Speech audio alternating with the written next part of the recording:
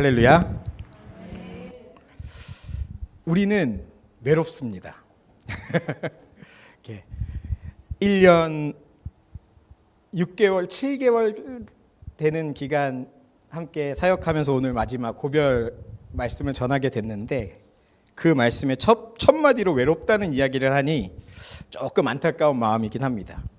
제가 혼자 살아서 외롭기도 하고요, 싱글이어서 외롭기도 하고요. 이제 난생 처음 살아보는 울산이라는 좀 먼 도시에 가서 앞으로 살아갈 것에 대해서 생각하니 외롭기도 합니다.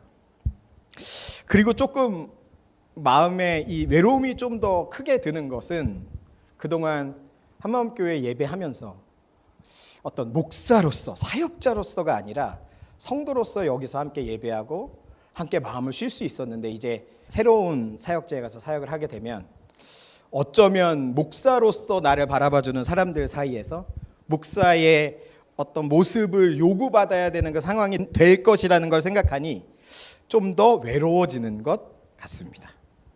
그러나 단지 이런 문제뿐 아니라 우리들이 겪고 있는 외로움이라는 것은 정말 심각한 문제입니다.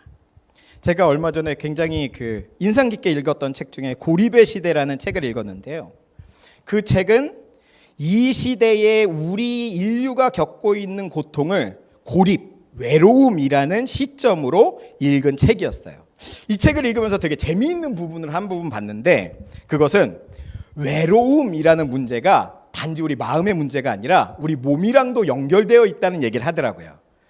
외로운 사람들을 이렇게 조사를 해봤더니 우리가 몸이 아프면 염증이 생기잖아요. 뭐 세균이나 바이러스가 들어왔을 때 그것을 치료하기 위해 몸에 염증이 생기는데, 그걸 치료하고 나면 자연스럽게 염증이 사라집니다. 그런데 외로운 사람들은요, 그 염증이 잘 안 사라진대요. 안 사라진대요. 그래서 더 오래 아프고 더 오래 열이 나고 몸에 이상이 생긴다는 겁니다. 그래서 왜 이런가 보았더니 저자는 진화 인류학적 관점에서 해석을 하는데, 인간은 서로 협력하기에 좋도록 진화되어 왔는데, 외롭다는 건 뭐예요? 고립되어 있다는 건 뭐예요? 협력할 사람이 주변에 없다는 거잖아요. 그러니까 몸에 염증을 오래 남겨서 열 나게 만들고 아프게 만들어서 누군가가 나를 도와줄 수 있도록 하는 장치라고 이야기하는 거예요. 염증이 나면 어떻습니까? 열이 나잖아요. 그래서 오늘 본문 3절 말씀의 이야기가 너무 와닿았어요. 3절 말씀을 제가 한번 읽어보도록 하겠습니다. 3절 말씀입니다. 내 날은 연기처럼 사라지고 내 뼈는 화로처럼 달아올랐습니다. 그래서요, 외로움은 단지 심리적인 문제뿐만이 아니라 육체적인 질병이면서 동시에 존재적인 고통이 바로 외로움입니다. 염증이 사라지지 않으니까 내 뼈가 화로처럼 달아오르는 거예요. 그렇다면 우리는 언제 외로울까요? SNS를 많이 사용하는 사람은 그렇지 않은 사람에 비해 우울증에 걸릴 위험성이 3배 이상 높다는 연구 결과가 나왔다고 합니다. 인스타그램 사용자들 가운데 많은 사람들이 인스타그램을 할 때 우울감을 느낀다라고 이야기를 하고 있대요. SNS를 열면 온통 행복한 사진들이 가득하잖아요. 맛있는 거 먹는 사진, 그죠? 친구들과 즐거운 시간을 보내는 사진, 해외여행 간 사진, 그리고 우리 목회자들이 많이 느끼는 건데 어디서 막 설교하는 사진, 사역하는 사진 이렇게 보면 와, 이 사람 정말 하나님께 쓰임받는 사람인 것 같고 굉장히 행복한 사진들이 가득한데, 정말 많은 사람들이 SNS를 하면서 우울하다면, 그러면 그 행복한 사진 속에 수많은 행복한 사람들은 과연 다 어디에 간 걸까요? 교회에 왔습니다. 친한 권사님하고 이야기를 나눴는데 그 권사님이 이런 얘기를 해요. 내가 열심히 기도했더니 내가 얼마 전에 사놓은 땅값이 올라갔더라. 내가 열심히 기도했더니 우리 자식이 좋은 대학에 입학했더라. 우리 아들, 딸이 좋은 데 취직했더라. 내가 열심히 기도했더니 우리 아들이 이번에 결혼했는데 부인이 이쁘더라. 그러면 기도 열심히 하는 우리 엄마는 뭡니까? 그렇잖아요. 열심히 기도했더니 부자가 됐대요. 열심히 기도했더니 병이 나았대요. 참 감사한 일입니다. 그래서 교회에서 권사님 잘 됐네, 잘 됐어, 그러면 축하도 해줬어요. 근데 집에 오고 나서 마음이 헛헛합니다. 헛헛해요. 집에 돌아왔을 때 우울과 슬픔이 찾아옵니다. 왜 그럴까요? 이럴 때 우리가 느끼는 감정이요, 바로 외로움이에요. 외로움. 저 앞에 막 달려가 버린 것 같은 사람들, 이미 나는 아직 얻지 못한 그 행복을 이미 얻은 것 같은 사람들, 인스타그램을 보면서 나는 먹지 못했던 저 맛있는 음식을 먹는 사람들, 나는 고민이 가득한데 고민 하나 없이 웃고 있는 것 같은 사람들, 그런 사람들의 사진을 이렇게 보면서 모두가 행복한데 나만 불행한 것 같아요. 그래서 오늘 본문의 시인도 6절과 7절에 이렇게 이야기를 하고 있는 것 같습니다. 나는 광야의 올빼미와도 같고 폐허더미에 사는 부엉이와도 같이 되었습니다. 내가 누워서 잠을 이루지 못하는 것이 마치 지붕 위에 외로운 새 한 마리와도 같습니다. 인간의 삶에 가장 영향을 미치는 가장 핵심적인 가치는요, 내가 누구인가? 라는 질문에 대답하는 겁니다. 우리 어른들이요, 야, 요즘에 고민할 게 뭐 있냐? 일제시대도 살았고 전쟁터도 살았고 그렇게 찢어지게 가난한 시대도 살았는데 지금 뭐가 문제야? 사실요, 전쟁통에도 가족을 살리려고 목숨을 바치는 나, 가난한 시절에도 생존을 위해서 열심히 일하던 나, 내 자식에게 물려줄 것들을 열심히 쌓아오던 나, 그런 아빠, 그런 엄마, 내가 이 나라의 산업 역군이야, 이렇게 내가 누구인가 라고 하는 질문에 대한 대답들이 그때마다 있었다는 거예요.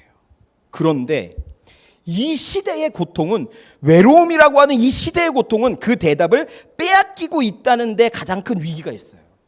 끝없이 내던져진 그 경쟁에 내던져져서 나보다 앞선 사람들에게 무엇을 빼앗겼냐 보았더니, 나보다 앞서 있다고 느끼는 그 사람들에게 무엇을 빼앗겼나 보았더니 삶의 의미를 빼앗겨 버렸다는 거예요. 꽤 오래전 일이에요. 한 10여 년 전 일이었던 것 같아요.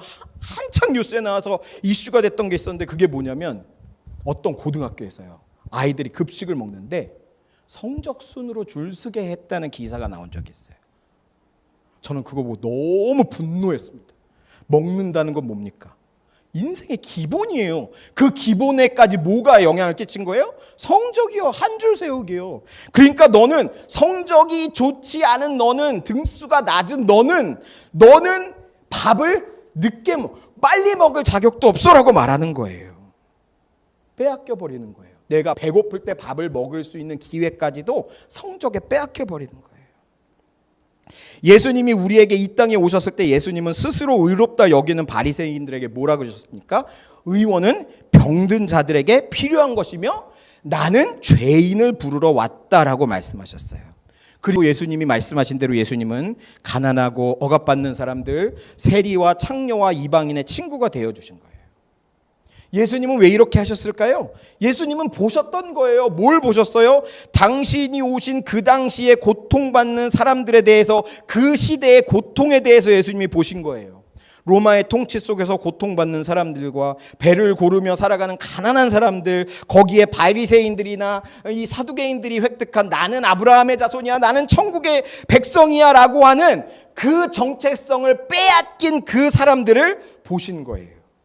그러니 예수님이 그 시대의 고통에 응답하셨듯이 오늘 우리도요, 그 시대의 고통, 외로움이라고 하는 그 시대의 고통에 응답해야 합니다. 그것이 바로 우리 교회의 선교이고 우리 교회의 사명입니다. 그 인생의 대답, 나는 누구인가라고 하는 그 인생의 대답을 인스타그램의 행복한 사진들에게 뺏겨버린 사람들, 좋은 대학, 좋은 학벌이라고 하는 그 네임밸류에 빼앗겨버린 그 사람들, 누구는 부자인데 그 부자인 사람들의 휘황찬란한 이야기에 빼앗겨버린 사람들, 그 사람들, 그 빼앗겨서 외로워하는 그 사람들에게 우리가 그들을 바라보아 주어야 한다는 거예요. 인생의 대답을 빼앗긴 우리들이 겪고 있는 이 시대의 고통은 바로 외로움이라는 문제를 통해 우리에게 극명하게 표출되고 있다는 말입니다. 여러분, 그럼 여기서 질문이 나옵니다. 이 외로움의 해답을 우리는 알고 있냐는 거예요. 이 외로움을 해결할 방법을 우리가 알고 있냐는 거예요.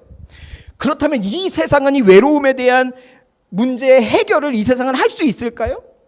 세상은 외로운 사람들에게 운동하라고 조언합니다. 대부분 많은 문제가 운동하면 해결이 되더라고요. 물론 운동을 잘 안 해서 저는 아직도 많은 문제를 끌어안고 살고 있지만 운동하라고 합니다. 사람들과 관계를 맺고 사교적인 모임에 가라고 이야기합니다. 때로는 이게 꽤나 도움이 되기는 해요. 하지만 이게 근본적인 해결의 방법일까요? 아니에요. 운동을 해보면 알잖아요. 어느 날 아침에 너무 운동하러 가기가 싫어. 운동을 하루 빼먹고 이틀 빼먹고 나면 어떻게 됩니까? 다시 이전의 상태로 돌아가는 건 정말 순식간이에요. 마치 귀신을 쫓아냈더니 7귀신이 들어오는 것처럼 다이어트 3kg 빼고 다이어트에 실패하면 10kg가 돌아오는 거예요. 세상이 외로움 속에 고통받는 우리들에게 세상이 하는 방식이 뭡니까? 이 외로움을 부추겨요.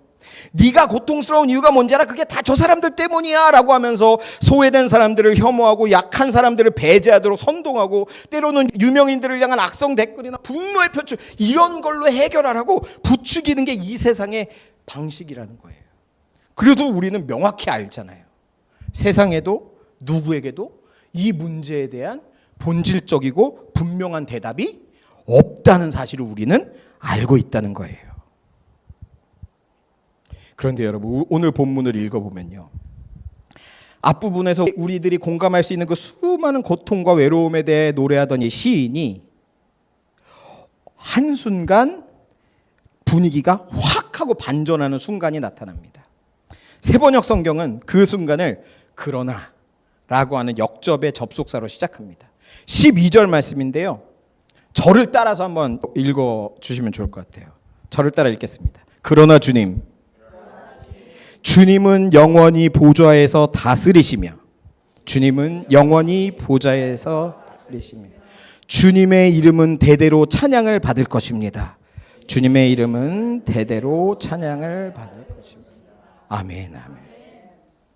외로움과 고통이 극심해요. 내 뼈가 불타오르는 것처럼 극심해요. 그런데 외로움과 고통이 극심하지만 그럼에도 불구하고 이 시인에게 희망이 있다면 그 희망이 무엇입니까?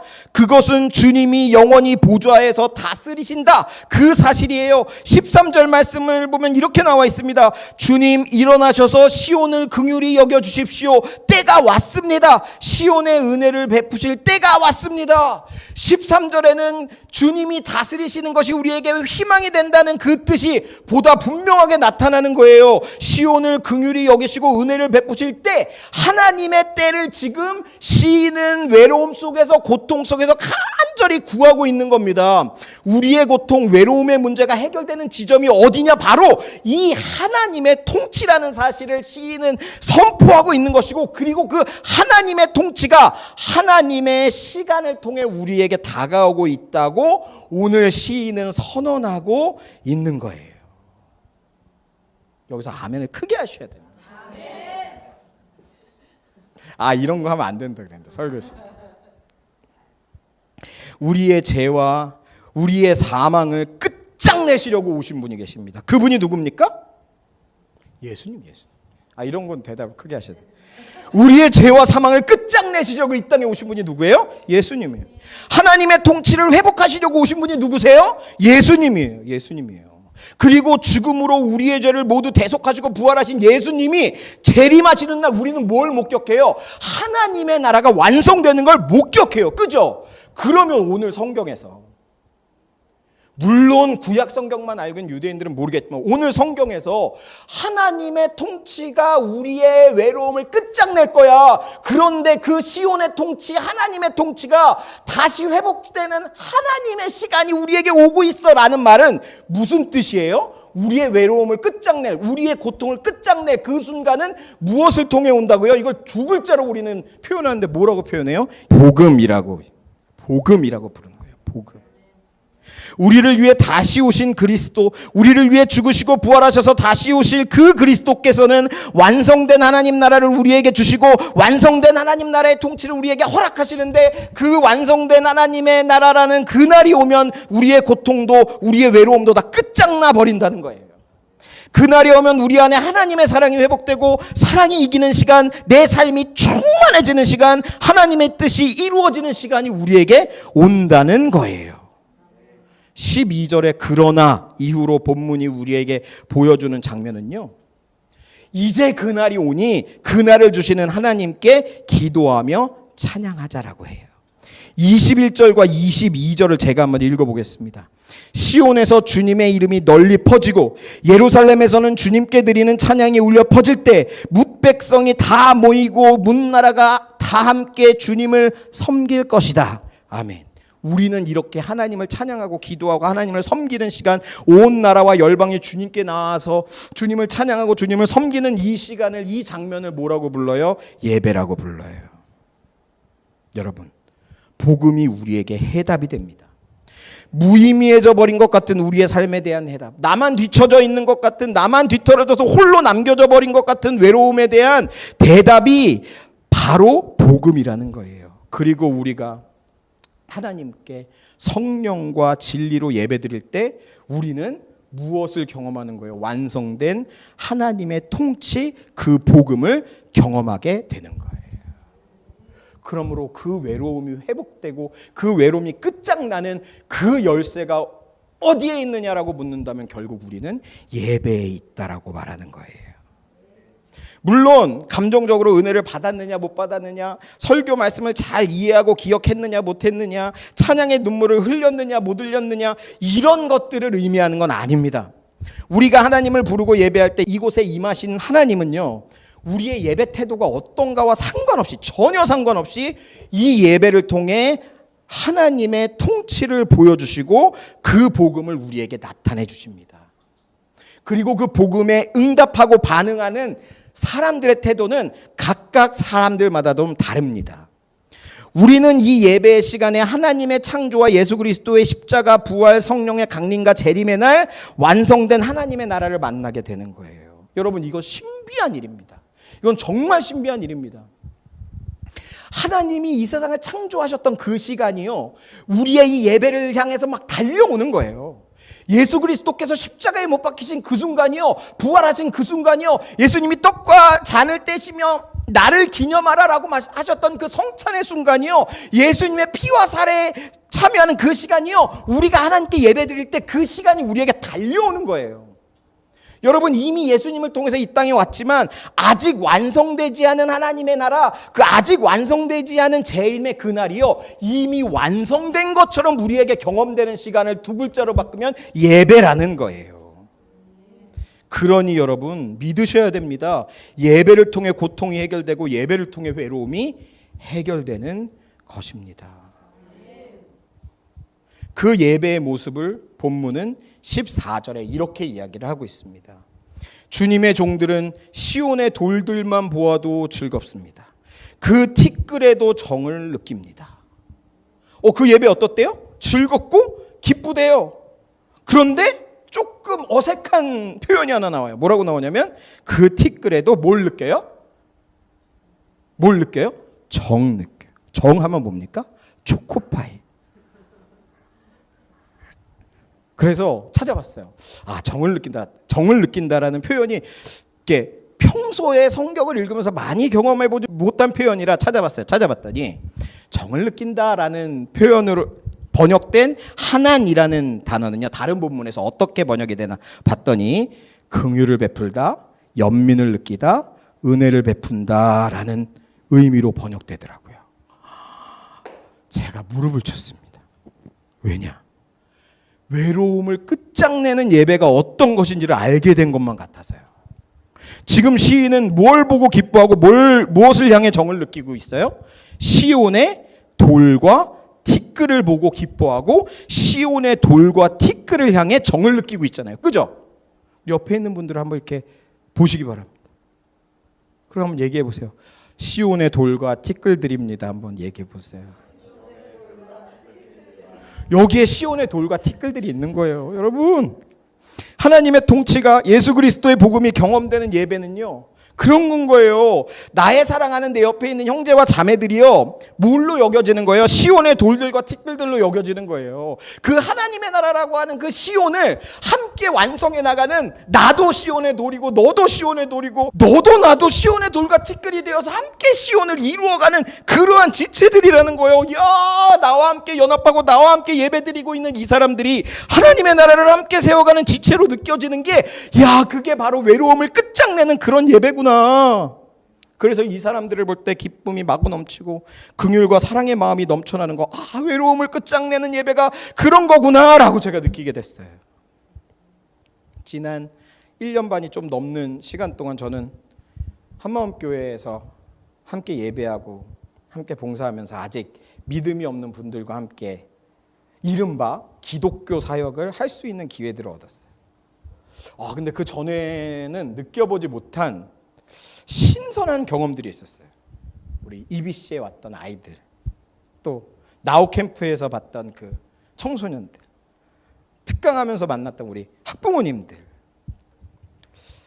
그리고 지난 성탄 파티 때 너무 즐거워하던 그 우리들의 모습들을 이렇게 생각해 보면서 우리가 함께 하는 선교란 이런 것이 아닌가라고 생각을 했어요. 우리가 전통적으로 알고 있는 이상적인 선교는 저는 그렇게 생각했거든요. 하나님을 외치고 우리가 가지고 있는 기독교적인 언어, 음악, 문화를 가지고 아주 세련된 모습으로 설교하고 세련된 모습으로 찬양하고 세련된 모습으로 기도해하고 그리고 많은 사람이 주님께 돌아오는 걸 보는 거, 이런 게 가장 이상적인 선교라고 생각을 했거든요. 근데 제가 한마음교회에서 함께했던 시간들을 통해 이게 아니다라는 걸 굉장히 느꼈어요.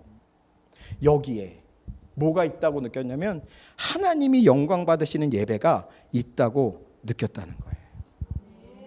아이들이 여기서 아이돌 노래를 틀어놓고 춤을 췄지만 뒤에서 그 모습을 보면서 하나님이 영광 받으신다라고 느끼게 된 신기한 경험을 하게 되었던 거예요.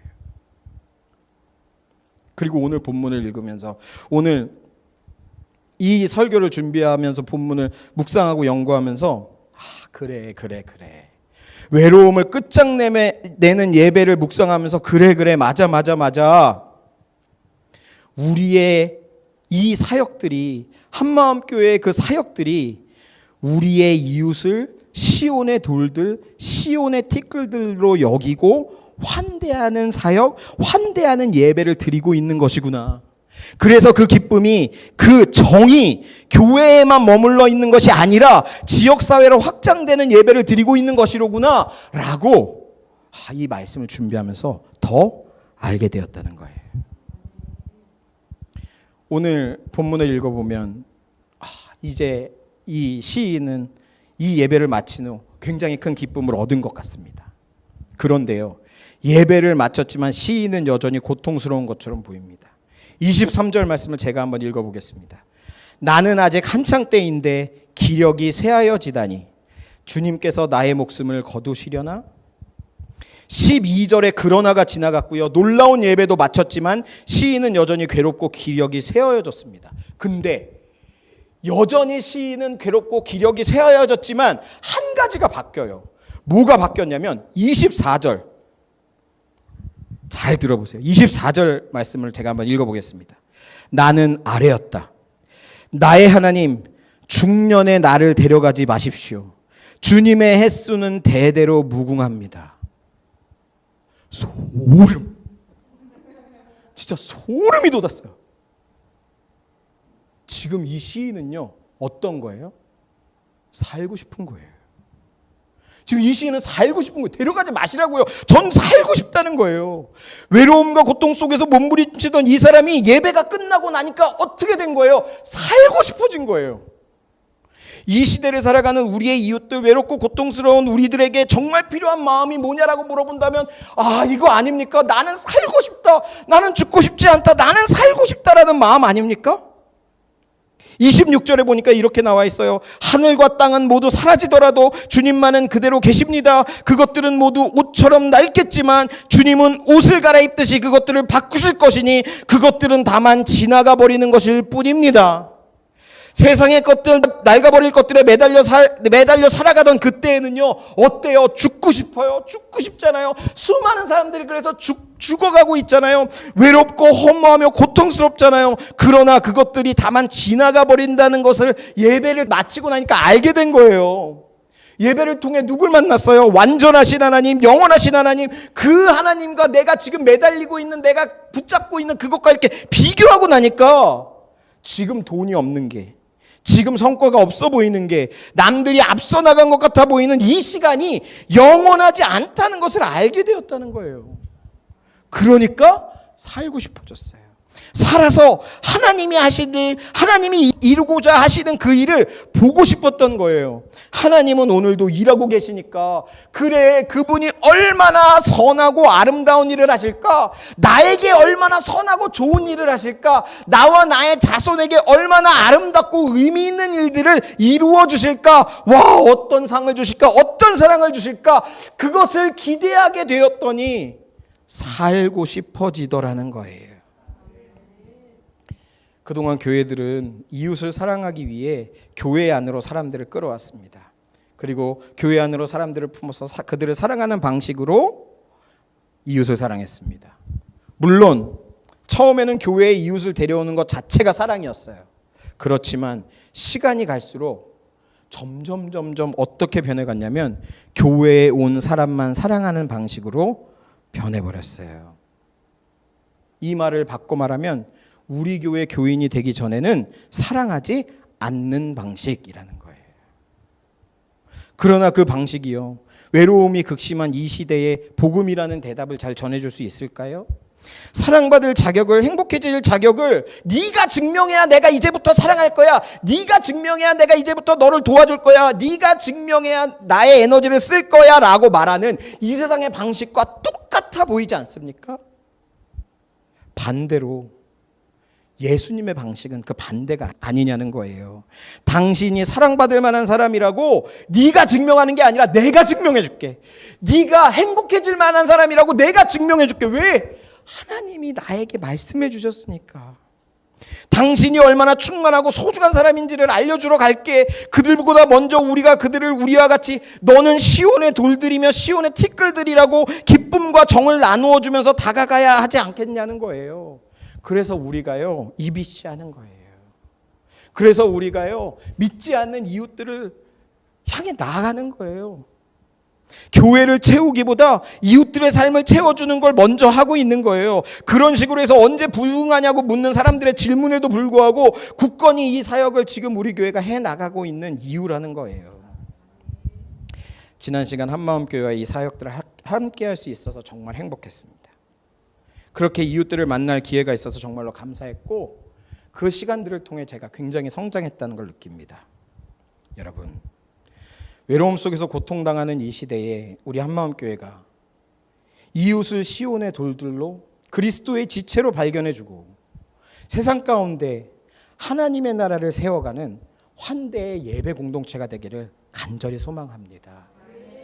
우리가 비록 우리는 작은 공동체라 힘이 없다고 느끼고 있을지는 모르겠지만, 그럼에도 불구하고 우리를 통해 흘러나가는 예수 그리스도의 복음이 이 지역을, 그리고 우리가 만나는 수많은 사람들을 하나님의 나라, 그 외로움을 끝장내는 환대의 예배로 회복하는 우리들 모두가 되기를 예수님의 이름으로 간절히 소망합니다. 기도하겠습니다. 사랑하는 하나님, 감사합니다. 지난 길지 않은 그 시간 동안 하나님 안에 한마음교회 공동체로서 살아가고 은혜 받고 예배하고 성장할 수 있도록 하셨으니 더욱 감사합니다. 하나님, 이 시간 간절히 기도하오니 우리들에게 그 모든 외로움을 끝장내고 죄와 사망을 끝장내는 하나님의 통치가 회복되는 환대의 예배를 허락하여 주시옵소서. 우리가 예배할 때, 우리가 주님을 찾을 때, 그리고 우리가 삶의 자리에서 예배하는 그 순간순간마다 우리가 만나는 우리의 모든 이웃들이 하나님을 기대하며 살고자 하는 삶의 회복을, 인생의 회복을, 하나님의 뜻과 통치의 회복을 경험할 수 있도록 하여 주시옵소서. 한마음교회를 통해 하나님이 이루고자 하시는 일들 보길 원합니다.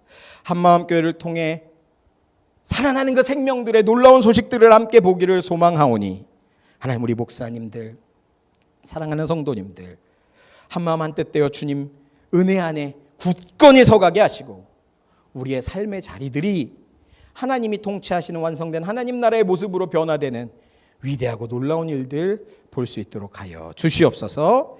예수님 이름으로 감사하며 기도합니다. 아멘.